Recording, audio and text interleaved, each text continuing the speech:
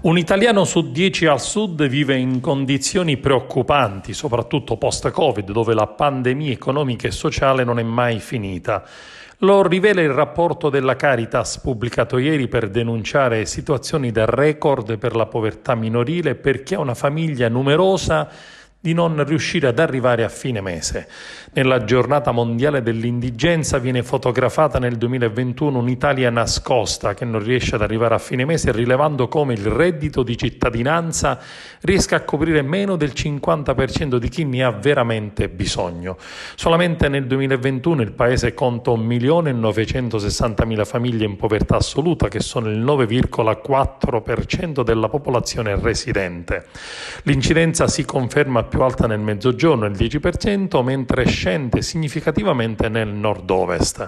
Gli immigrati tornano ad essere la maggioranza degli assistiti delle Caritas parrocchiali, mentre uomini e donne per i lavori precari e saltuari entrano ed escono dallo stato di bisogno. Quest'anno con i rincari la situazione è destinata a diventare molto più difficile. Il reddito di cittadinanza, rivela il rapporto, arriva solo al 44% delle persone in povertà assoluta.